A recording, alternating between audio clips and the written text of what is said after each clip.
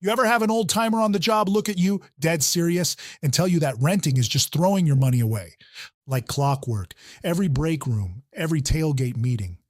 Some guy with 30 years in always says it. Buy a house, kid. Quit paying somebody else's mortgage. And you nod. Because it sounds right. It feels right. It might be the most repeated piece of money advice in the whole trade. But here is what nobody tells you.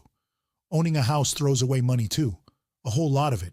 You just do not see it because it is buried inside that mortgage payment like a busted wire behind a finished wall. Looks clean on the outside, total mess the second you open it up. So today we are opening up that wall. We are going to find exactly where your money vanishes when you buy a house, the same way it vanishes when you rent. And by the end, I'm going to hand you one simple number, one rule. It tells you in about 10 seconds whether buying or renting is actually the smarter move for you. Let us get into it. Here is the game plan. First, we bust the myth that every dollar of a mortgage payment builds wealth, because that is just not how it works. Then we walk the 4 big spots where money leaks out of a house and never comes back. After that, I give you the 5% rule, the cleanest little test in all of personal finance, so you can run your own numbers tonight at the kitchen table. And right at the end, I am going to tell you why. For a guy in the trades especially, renting might be the smartest call on the whole board.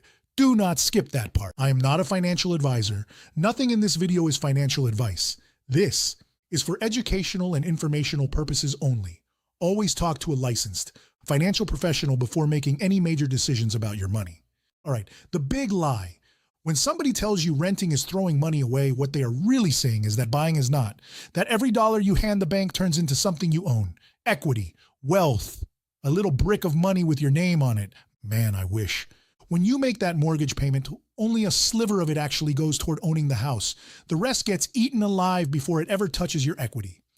And in the early years, the years most people are actually in the house, the bank eats the biggest plate at the table. Think about it like your check. Somebody takes a cut before you ever see it. Except this time it is not just the government. It is the bank, the county, the insurance company, and the house itself. 4 hands in your pocket every single month. Let me show you each one. Leak number 1, interest. This is the big one. Say you take out a loan for $300,000 at 7%. Sounds like that payment is buying you a house, right? It is not. In that very first year, you pay around $20,000 in interest, and only about $3,000 goes toward what you actually own. Read that again. 20 grand to the bank, 3 grand to you. That 20,000 is gone. Poof. It builds you nothing. It is rent. You are renting money instead of renting a house, and for the first 7 to 10 years of a 30-year loan, that is where most of your payment goes. The bank is the general contractor on this job, and it is taking its cut right off the top before anybody else gets paid. And do not even get me started on the full 30 years. On that same $300,000 loan at 7%, by the time you make that very last payment, you will have handed the bank around $418,000 in interest. Let me say that one slow. You borrowed 300 grand. You paid back more than 700,000. Think about what that actually means. The bank made more money off your house than you did. They got the better end of that deal, and you're the one who fixed the leaky faucet at midnight for the 30 years. That is not buying a house. That is buying a house and then quietly buying the bank, a second one. Leak number 2, property taxes. These never go away, ever. You can burn the mortgage in the backyard, crack a cold one, pay that house off completely, and you still owe property taxes every single year until they put you in the ground. That is money gone, every year forever, and it builds you zero equity. Call it rent you pay to the county for the rest of your life. Leak number 3, insurance and what they call PMI. Homeowner's insurance, gone, builds nothing. And if you put down less than 20%, which most working guys do, the bank straps on private mortgage insurance. That is insurance you pay to protect the bank, not you. Let that one sink in for a second. You are buying a policy that covers them if you mess up. Gone, builds you nothing. Leak number 4, the house itself. A house is not a savings account. It is a money pit with a roof on it. Budget about 1% of the home's value every year just to keep it standing. On that $300,000 house, that is around $3,000 a year in roofs, water heaters, busted pipes, and that air conditioner that always dies in July when it is 102 in the shade. And here is the kicker nobody mentions. Getting out costs you too. When you go to sell, the realtor takes around 6% right off the top. On a $300,000 house, that is $18,000 just to walk away, plus all the closing costs you ate going in. So add it up: interest, taxes, insurance, upkeep, and the cost of getting out.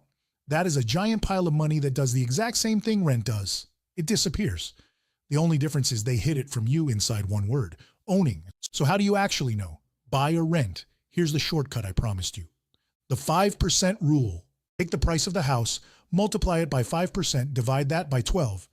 That number is your break-even rent. Let me just show you. That $300,000 house comes out to about $1,250 a month.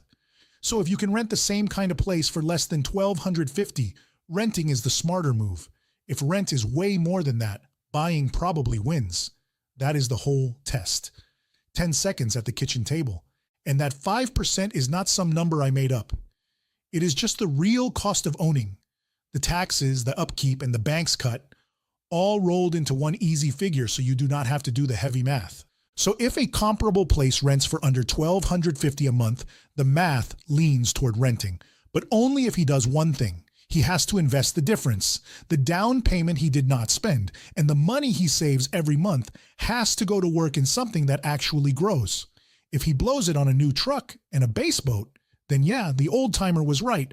But if he invests it, the math is sitting on his side of the table. And here is the part that really stings. That down payment.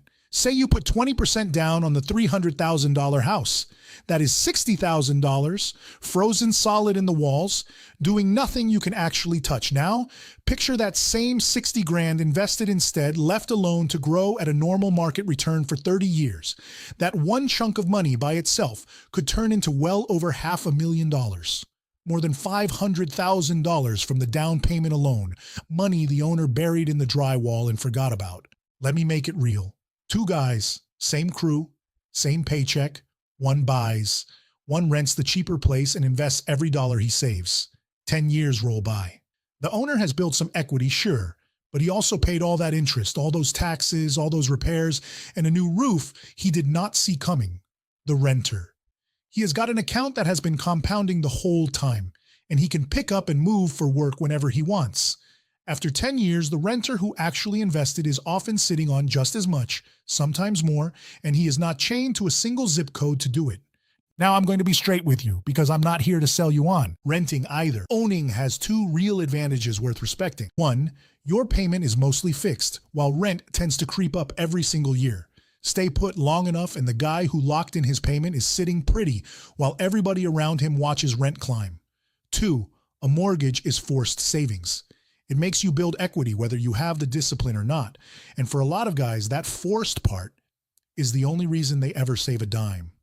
That is worth something. So this is not buying bad, renting good. It is simpler than that. Know your real numbers before you sign 30 years of your life away.